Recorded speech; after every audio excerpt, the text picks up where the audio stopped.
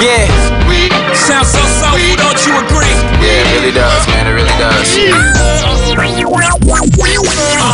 Success is the reason that it sucks, yes. Paparazzi picking out the pictures for the show press. Guess I'm better off than these niggas getting no press. Plus so much stress, I believe in what will come next. Undressed, on Tempur-Pedic like a suspect. Oh yes, I am no fluke, but she will blow fresh. Then I get to leaving as I stare into my Rolex. Reason is I just do it big, nigga, Bowflex. Jay is chillin', fresh is killin'.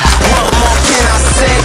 Hating it, you inside a fairy tale, I'm very well living it. I don't know why you staring when you can't see the vision, bitch. 'Cause I'm a monster, baby. Hey everybody, this is Nate from Skate Dallas. I'm here with Jordan Johnson, aka Jay Fresh, one of the hottest up-and-comers doing it big for the music and skate scene here in Dallas. What's up, Jordan? Nothing much, man. Hanging out. It's good.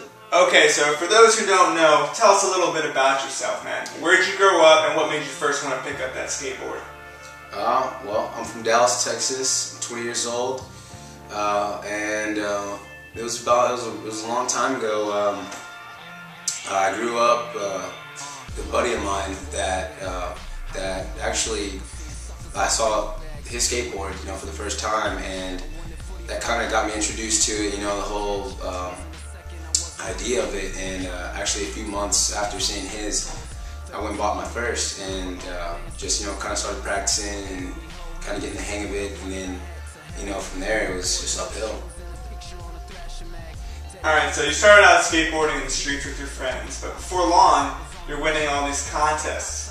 When did you first realize that skateboarding was more than just a hobby, and you could make a living off of it? I'd say probably around when I was 13, I entered a contest at Cyclone Skate Park, and it was sponsored by Gringo Skateboards. And I ended up placing first in the contest. Actually, I had no idea that that company was sponsoring the contest until afterwards. They offered to sponsor me, and throughout that whole process, I kind of got the idea, I can actually start doing this for a living and make some money off of it. They offered the free clothing and free skateboards and everything. So after that, it was kind of like, wow. All right, so back to skating at these contests. How do you deal with that pressure of skating in front of such a large crowd? Man, over the years, I kind of learned some stuff about myself. I learned that I actually perform better under pressure. And throughout the whole the contest scene, I started off doing smaller contests, and then kind of got to bigger contests. I remember I did a contest at X Games Skate Park, and it was one of the biggest contests I ever did. And I kind of felt like this cloud was over me, this pressure cloud, and I felt like I needed to perform. And that's kind of when I started learning, that pressure helps me out throughout the contests and stuff. And so throughout that, man, I just I kind of use that to my ability to perform better and do well in contests. All right, so after all the contests and sponsorships, where has skateboarding taken you? How has it allowed you to get out and see the world? It's been a really good tool, actually. It's given me opportunities to go out of state and compete and kind of see different places. My sponsorship was the first place we actually traveled to was Corpus Christi. We did a contest out there, and it kind of opened my eyes to how sponsorship works and what it allows you to do. I've been to a couple places. I went up to California after winning the Globe X Games Wildcard Series. And that was an amazing experience. I saw a lot of stuff. I've never been to California before that, so it's allowed me to do a lot of amazing things. After all these travels, what is it about Dallas that you love so much? Well, Dallas has, to me, the city itself has one of the best infrastructural builds, for skateboarding. It's almost like it's natural, a lot of the buildings, it's almost like they're made to skate, and it's incredible. The handrails and all the ledges and gaps just seem like they were put there for skaters almost. So over the years, I've experienced a lot of different skate spots and seen a lot of areas of Dallas, and all the spots are amazing here. Alright, so what are you up to these days? What kind of endeavors are you taking on? Now nowadays, I like to go up to Louisville Skate Park time to time, and get footage here and there around the city as well. I actually recently just released the Amazing video, and that kind of brought, I've been doing a lot of stuff with music as well on the side, so I'm juggling, between music and skateboarding, and I kind of just now found a way to intertwine them. We just released that video, and it's got a lot of the skateboarding elements in it. Kind of takes you back to when I was younger and doing a lot of that stuff. So I've just been busy with music and things and skateboarding also, and handling both of them. Alright, so your stage name is Jay Fresh. Jay Fresh, you just got back from a Texas tour, including opening up for Slim Thug in Houston. What's it like now you're starting to get big, and what kind of artists have you been dealing with? That was an incredible experience. Went out there, and it actually exceeded my expectations. The crowd was amazing, and with the tour, it's my first tour activity I've ever experienced. So it's new to me, and it's amazing, man.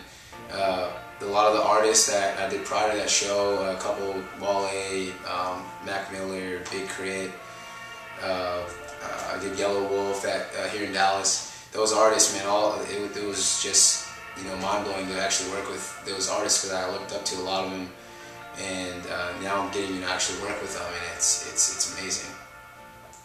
Well, that sounds great. Well, what are some of the difficulties that come with fame that a lot of people don't see and they don't understand?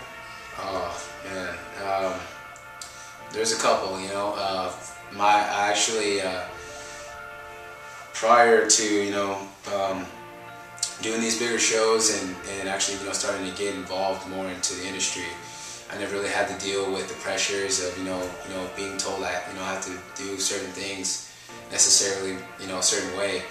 I started off kind of managing myself, and now I got a team. I have a team of people that kind of monitor everything that goes on, the social networking and everything, and it gets stressful. It gets stressful just having to deal with little aspects of just certain parts of, say for instance, Twitter or Facebook or a video.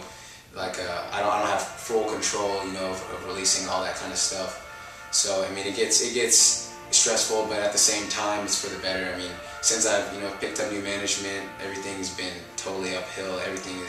It's amazing, So I mean, it's all about adapting, and I'm really good at adapting to things. So it's good. So, but they're at the same time, it's all a learning experience. All right, you just dropped a new album. It's called The Delta Project. Why are you so psyched on this album, and what can we expect from Jay Fresh going into the future? This project is it's very it's a new fresh idea that I've been working on. So a very new idea for me, because it's a concept album. And actually, a buddy of mine, how it started, he sent me an instrumental, a Pretty Lights instrumental, and I sat down, and wrote to it. And after that, was soon to be picked up by my management. So we all sat down and we decided to put together the concept album for it, and using all Pretty Lights instrumentals. And from there, man, we just created just a bunch of amazing concepts. I thought about the process of doing it for maybe 4 to 5 months actually. So it's a really good conceptual project that we put together, and came together really well. I think we had like almost 10,000 plays in a couple days, so it's been really good. Alright, Jordan, ladies want to know, are you available? I am newly available, actually. I am, ladies. You heard it first, ladies, here. Alright, thanks Jay Fresh, thanks everybody for tuning in. Be sure to check out the links below. The new video, Amazing. Follow Jordan on his blog, thejfresco.com. Hit him up on Facebook and Twitter. We're out. Sounds so soulful, don't you agree? Yeah, it really does, man. It really does.